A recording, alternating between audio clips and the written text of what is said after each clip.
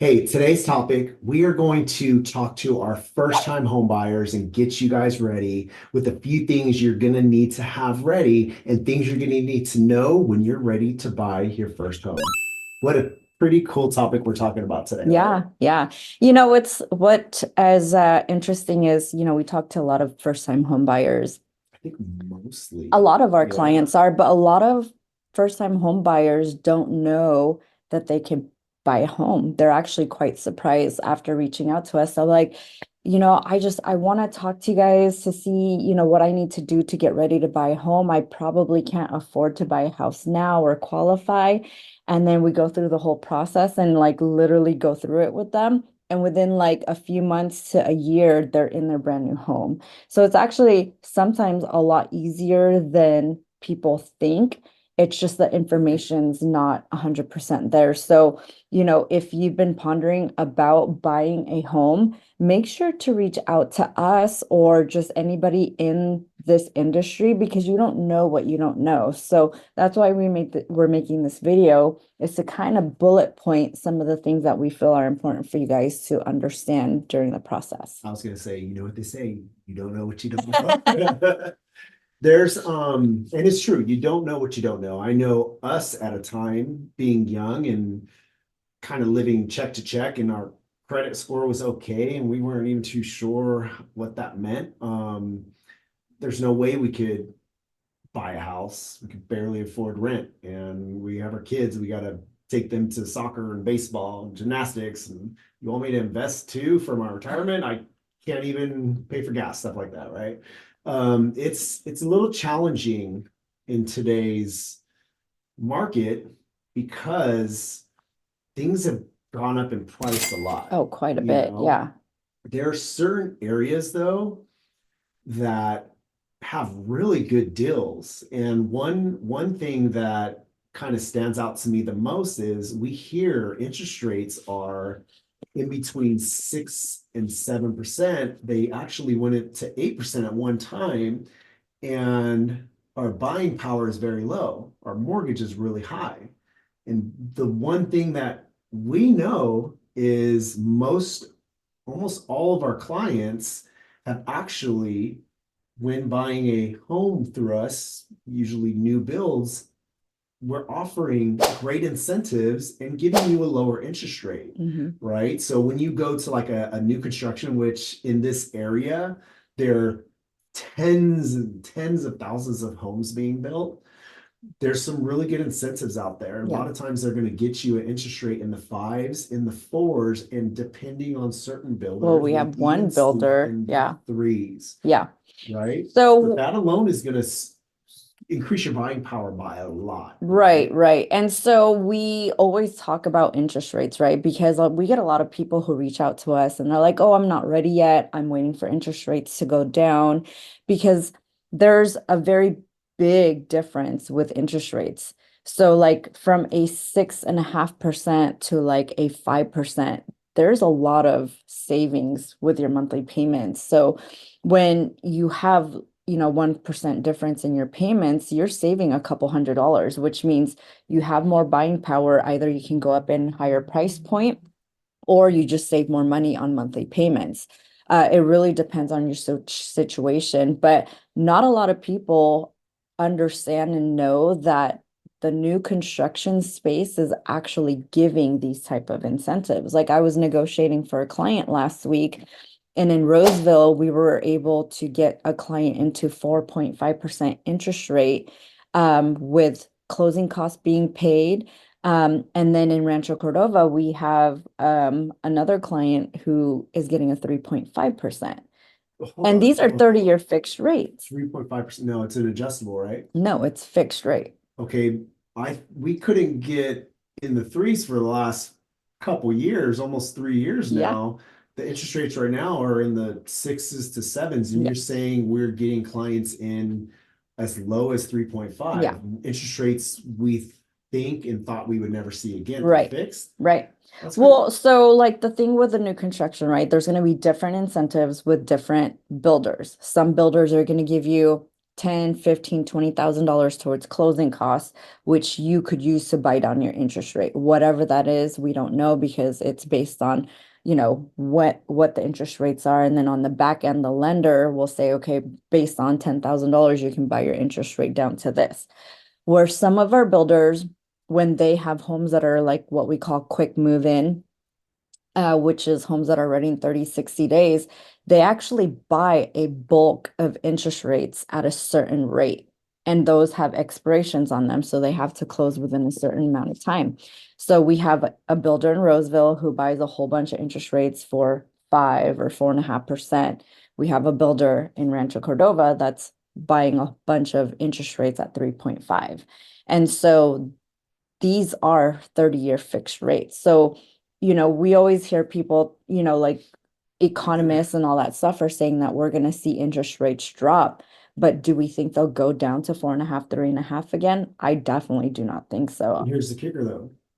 If they do, Oh, now pay attention, first time home buyers. It's hard to wrap our heads around. I want to wait until interest rates come down before I buy. What happens when interest rates come down? Prices go up. You're competing with so many more people out there. And that means you're going to be paying a higher price, right? And that price is locked once you buy it, yeah. Hey, you guys, we hope you're enjoying this video and that you find the information helpful while you're going through this home buying process. Good chance you're watching this video to learn more about the area and possibly buy a home out here. It's a lot of new construction, and the truth is you can walk into new construction unrepresented and get some kind of incentive. We just want to let you know, we want you to reach out to us first because we do know through experience over and over and over again that it's good to have representation, and with our skill we could get you the best deal possible. That's why we have information down below that you can reach out to us, and we hope you enjoy the video. Let's get back to it. When it comes to interest rates, you could refinance out of an interest rate if they come lower. But as of right now, like what we're saying, what we're seeing, we are getting clients in right now at below market interest rates. When interest rates come down and more buyers come in, those incentives are going to be taken away, and you're probably going to be paying today's interest rate. Yeah. And competing as well. Oh, yeah. I mean, look at what happened in 2021 when interest rates were below 3%. Like all the new construction homes had a wait list, prices were going up, resale market was insane. I mean, we were multiple offers, homes were flying off the market. It was just super competitive when interest rates are down. So like I tell people, the only people that benefits interest rates going down are current homeowners because you're already in a home, you refinance into a lower rate versus if you're a buyer going to the market when interest rates are low, you're actually paying a higher price because of the multiple offers or just, the amount of competition. Well, let me ask you this. There's a lot of first-time home buyers watching right now, and they think I have to put 20% down, a lot of money down to buy a home, and I don't have anything. How much actually do you need to put down in order to get a loan for a home? So that is actually one of the things that we, like to educate first-time home buyers on, because some people want to wait until they get 20% down. And so there are a lot of programs available out there. You can get into a home as low as 3% down payment, FHA is 3.5%, VA is 0 down. There are also down payment assistance programs available. So like, let's say, sorry to cut you off, maybe a $500,000 Yeah. home, 3% of that is about $15,000. Yeah, yeah. That's going to be your down payment. And as long as you qualify for the loan with the work history that we could talk a little bit about, credit score, 15,000 on a $500,000 home is Right. going to be enough down payment. Yeah, right? yeah. And then there's obviously going to be closing costs, but like I said, we have been able to get closing cost credit from our builders. So pay attention to this too. $15,000 plus closing costs could be anywhere from, we'll just say 10 to 13,000, right? So let's call that 25 to $30,000 that you're going to need to save. But if you get the right offer accepted, even in resale, but we'll just kind of stick to new builds. That's what me and the team actually and Rose specialize in, and we negotiate all the time for our clients. A lot of times we could get that closing cost taken care of. So you don't have to come up with closing costs. Yeah. You just need to come up with that 3% down, which is going toward your equity, Right. right? So, I like to tell people that, like, let's say for a $500,000 home, if you're trying to save 20% down, you're looking at probably about what, like $100,000. And if you divide $100,000 by, I don't know, how much do you think people would average save a year? Like 10, let's say you're 10,000, you're taking 10 months or so to like save that money. Well, 10,000 a month is actually a lot. So like really like put that down a lot lower. So like trying to save 20% can take a family like what, 2 years or more. Well, what happens to housing prices in, 2 years or three Especially in years? our area, it's going to So continue to go up. Yeah. housing prices usually on average go up between 5 to 8%, probably a lot more now because of all the building that's happening here. But if we take 500,000 at 5%, that's $25,000 that it's increasing a year. I mean, like, And right, that's just an average. Sometimes it's more, sometimes it's less. What we see with interest rates being as high as they are and prices are still slowly going up. What if interest rates come down, which we project, prices are going to, mhm, I don't go want to up. say skyrocket, but they're going to go up pretty high, right? So taking your time to save that extra money could not could possibly not be the best idea, right? Because you are going to be spending more money in the long run. So you could take that 3%, even if you're paying mortgage insurance and lock in the lower price now, Mhm. and you're actually winning. Yeah. I mean, so like one thing that I also like to tell people, right, is like you're paying 100% interest on your rent. So let's like this is something that we kind of experience ourselves growing up is that like we would remember when we looked at a house in Brentwood a few years ago and it was like in the mid 500s and we're like, "Oh no, we're going to wait for housing prices to go down." And they just kept going up. And then what we don't realize is that our rent goes up every year. So every time our year comes up, most of the time the landlords are increasing your rent, what like also 5 to 8% a Okay, year. so how about when it comes to a mortgage? What are you paying for? Well, so with a mortgage, you're paying your principal, interest, and then if you choose to pay your taxes and insurance on top of that, which for first-time home buyers, I recommend so you're kind of like not having to worry about paying those when they're due. But if you do put 3% down or anything below 20%, you do have mortgage insurance. And mortgage insurance vary between loan programs. So VA, you don't have mortgage insurance. FHA mortgage insurance is higher than a conventional. So with a conventional loan, if you put less than 20% down, when you hit that 20% equity, you can call your lender and say, "Hey, I have 20% equity," and they'll remove that mortgage insurance for you without having to refinance. Now, it's a little bit different with FHA. You have to refinance out of your FHA loan into conventional when you hit that 20% to get rid of your mortgage So you could get insurance. rid of mortgage insurance. Yeah, you definitely can. But what my point is that like for you to save up that 20% down is probably going to be a lot quicker for you to gain the 20% equity with how our market's doing right now. You And know, let's face it, it's hard to save 20%, yeah. especially talking to the first time home buyers. I know us, we it's weird how luck doesn't usually come our way, but when it came to buying our third house, which we lost our first two in the crash a long time ago, learned from that. And the third one, we actually kind of made some good Equity. good investments, let's say, that gave us a little bit more money than, for a bigger down payment.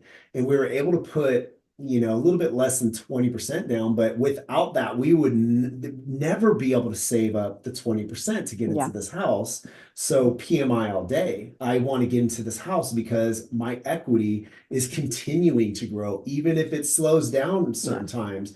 If it goes up from 3% to 8%, yes, it's going to slow down, right. but it did not crash. Well, we had some clients last year who texted me when they got their appraisal. They're like, Rose, our house appraised for like 20,000 more than the purchase price. Like, do we have to pay this difference? I'm like, no, you have equity in your home.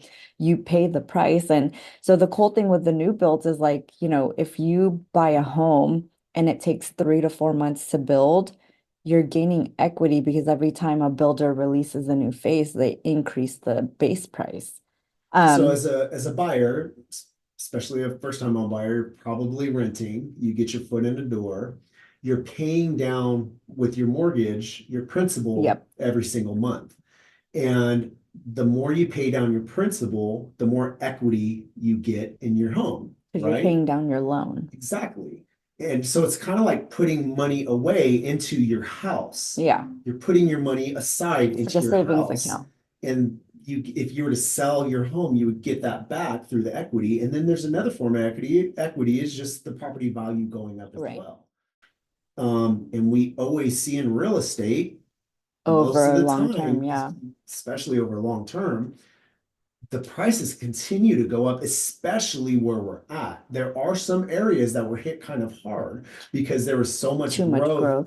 in certain states. And yeah, they had a decent pullback when interest rates shot up. We're just not seeing that when we're talking about the California, Northern California, even all of California right now Yeah, is seeing appreciation. And we project that to continue to go on for as far as we could even see, yeah. especially in the Sacramento region. There's just so many people moving out here that we're getting good deals, but we're also seeing prices continuing to go Yeah. up. And, I actually had a few people ask me recently, like, builders are doing price drops, why is that? And does that mean prices are going down? And, my explanation on that is like some of these homes, they put, a lot of upgrades into them. So there's a difference between base price and then going to the design center and putting upgrades, right? So basically, prices aren't going down because their base prices are actually going up. It's just that they're putting upgrades into the home, but when they're trying to sell it, they're going to slash the price. So basically, you're getting, that upgrade either for free or half off versus like if you buy the lot and you put the upgrade yourself, you're paying for those upgrades, right, into Yeah. your price. So it's not necessarily that the market price is going down, you're just getting a better incentive because the upgrades they put in the house, they're dropping the price on that. Here's another thing for the first time home buyers and pretty much anybody out looking to move to an area. Certain areas matter more than others, Oh, right? for What are you sure. looking for? If you're a first-time home buyer, boyfriend and girlfriend, husband and wife, no kids, one kid, two kid, plan on having kids, think about what city are you moving to? Yeah. There's a lot of growth in a lot of cities, and we're going to kind of talk about the Sacramento region right now.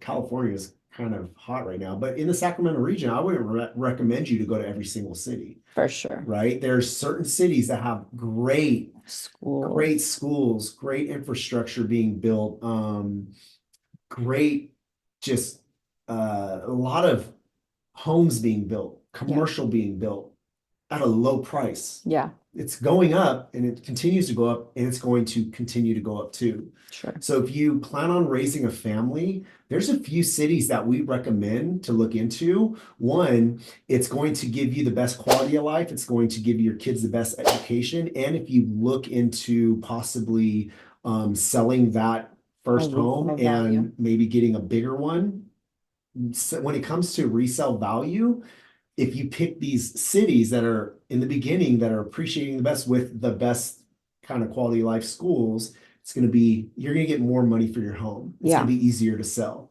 right? So there's a lot of areas that have a lot of potential For that are sure. going to appreciate a lot more than other cities. Could be the city right next to it too. Yeah, yeah. So we'll do videos on the different areas here in Sacramento to like talk about like the different growth, the schools that they belong to and all that stuff. So if you are a first-time home buyer, you're probably wondering like, hey, what's my next step? Like, how do I get started with the home buying Okay, process? can we touch on like work history and credit score really Yeah. quick? Yeah, Yeah. yeah. Well, First time I home mean, buyer, that's kind of like the thing, right? So like, first of all, reach out to a realtor. We can connect you to a lender who can kind of go don't over just the reach out to any realtor, reach out to you guys you're watching, reach out to us and we will make sure you're getting, we're gonna make sure you get the right Yeah. information. Y- Not all realtors are created equal. yeah, of course. But we will connect you with our lenders who we trust and who we know that can, really walk you guys through the process. But just so you guys know what to expect when you're doing like a pre-qual, pre-approval. So you'll want to make sure that you have 2 years work history. So it's like, if you're a nurse and you move to a new hospital, as long as you're at the same, field, they are able to take your new job as long as you have a offer letter. If you went to school before that, they will count school as part of your income. So if you are a, doctor, you went to school and then you've only been at your hospital for a year, they can use your school What about as like the remaining. construction? Like I did an apprenticeship, Yeah, and let's that say my counts as first well. year working, I was in school for a few years and then I went straight to work for a year. I don't have Yeah, 2 years. They'll go ahead right. and use my They'll use your apprenticeship. apprenticeship. And Yep. so there's your 2 years right Yep. there. So one thing that you also need to make sure though, so let's say with your apprenticeship or like with your construction job, you guys worked a lot of overtime. So that's going to be a little bit different. Like they have to kind of average out your overtime. So, when you're talking to a lender, let them know, this is your base salary and then this is what your overtime is for however long. Um, I don't know how the overtime works, but I do know for like bonus or if you're in sales, commissions, you have to have, so let's say I work for a company, right? I make $100,000 a year. And 6 months ago, I started getting a bonus. They can't count that bonus on top of your $100,000 a year unless you've been getting that bonus for 2 years. Again, like let's say I was in sales and they just started giving me commission on top of my sales. I need to have that commission for 2 years in order for them to count that. So, you have to have like a 2 year history of the same line of work or getting that bonus or commission for 2 years as well. Kind of going back on down payment. Let's say I don't have 3%. Is there any way I could Yeah. get that money? Yeah, so you could get a gift from a family. The lender will just get a gift letter from that family member and then source of where that money's coming from, maybe the parents, like bank statements or whatever. There's also down payment assistance program, which I don't always jump to. Like if you guys are able to get the funds outside of the down payment assistance program, that's better because there's a lot of fees associated with those programs that a lot of people don't know about. And then also there's options for like, stocks, retirement accounts, 401ks. You can actually pull a loan out from there. I would talk to your 401k company to see like how the repayment would be if you borrowed a loan against it. So there are a lot of different options for people to get that down And that payment. comes right back to talking to the right lender. Yeah. Reach out to us. We'll talk to you, kind of see your situation, and then we will recommend you to a very trusted lender that we work with all the time. And they're going to explain things like if they were talking to a Yeah. child, right? Oh, We for want to sure. make sure that we understand everything, especially if this is our first time. And And they'll also come up with a game plan if you're not ready yet. They will say, okay, you're not ready. This is what we want you to do. Maybe pay off pay a off couple these credit things. We cards. Yeah. want you to, that's going to help your credit score. We want you to work maybe 6 months longer. Oh, We'll have and your two then years. one more thing too is like, let's say husband has better credit than wife. You can add wife to like a credit card that maybe she wasn't on so that she could start getting that credit score. I know we've done that with a couple clients within, And then also, and there, I mean, there's just a lot of different things that we could like help with as far as being creative. So don't feel like, because you don't feel like you're quite ready, that it's not going to be able to happen. We've helped people plan out. I have one more thing. Can they go into these new builds by themselves and get the best deal possible? You can go to new builds by yourself, but you won't get the best deal possible. And this is the way I look at it. Every new build is going to offer some kind of incentive, and we see it all the time. We have closed over 50 new builds this year, and we have a team doing it as well. So we have experience in negotiating with these new builds. I don't think too many Well, people can here's match the our experience when it yeah. comes to the negotiation side of getting the best deal Yeah. possible. Well, here's an example, right? Just recently, we had a client buying a home, and the salesperson told us, "Oh, we could get you, our standard is $10,000 towards closing costs. I could probably get you guys 20,000." And because Stephen and I have been around the block in this area, we're like, "No, I know we can do better than that." So we negotiated, and we were able to get 20,000 off the price on top of getting $20,000 lender incentive. And we had So to go back and forth. yeah, And that's, what we do is we are not just, or an agent needs to have your back and right. needs to do what's best for you, not what's best for them. Yeah, And even though our clients might be willing to move forward with this smaller incentive, you need to have someone that has your back to negotiate the best deal possible. That's going to go yeah, back and forth right. to where we feel like, okay, this is the best deal you're Yeah. going to get. And then a lot of the builders, because they know us, they are willing to work with us because they want us to keep bringing people there. I mean, we have builders calling us when houses fall out of escrow. They'll let us know when they have new incentives, and then they'll like even let us know like, "Hey, I got a little bit of wiggle room, but this is, what we have right now." So we definitely have that relationship with a lot of builders. Representation is very important, guys, and this is for you first-time home buyers and people that have bought a few homes. Trust me, when you buy 3 homes compared to negotiating 50 to 100 homes, there's going to be a skill level there that is, Yeah. unmatched. So, I have one more very important topic, uh-oh. buyer broker compensation. So when you are working with a realtor to help you buy a home, that realtor obviously needs to get paid. There were some changes this year with the National Association of Realtors on the resale side, where before it was baked into like the seller costs. The seller paid for it. It was always negotiable, but it was like something that was negotiated between the seller and their agent that they were going to cover this much money for the buyer agent commissions.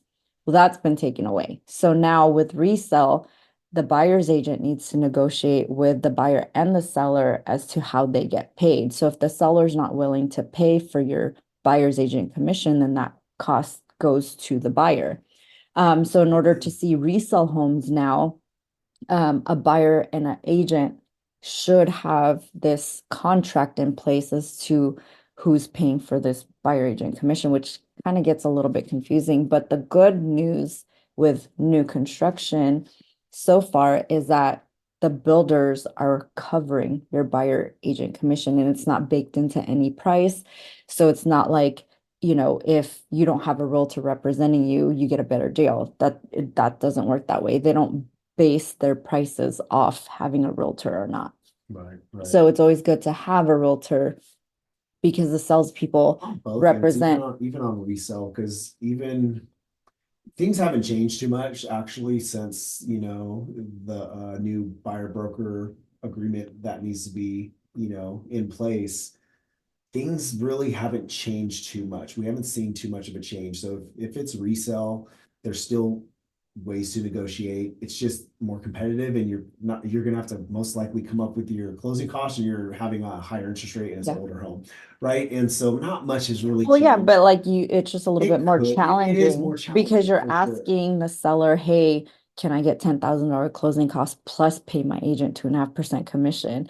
Versus back then, it was like, hey, can I just have $10,000 closing costs? You're not mentioning anything about buyer agent commission because it's already baked into the original like contract, right? So it just makes things a little bit more complicated. Yeah, so there's also so many more things. I know it's an intimidating subject when it goes from I don't have the money, I can never buy a home. We're just here to say that through experience of us and so many of our clients that that's not always the case, and you could be very surprised how quick you are to owning your first home, or you can be ready right now. Yeah. But it takes that first step to reach out, call, talk to us, and let us just kind of hear your story and then give you the first steps to take to see where you're at and then come up with a game plan. Yeah. It's right there. Right now, the prices are going to be better than a year from now, 5 years from Oh, now, 10 years from now. absolutely. It's not going to get lower. For sure. If you guys want to get a hold of us, we have our information in description. We'll also put our calendar link. We would absolutely love to hear from you. And if you guys are new to our channel, Make sure to give a little love to that subscribe button. Hope to hear from you soon, and we will catch you on the next one. bye.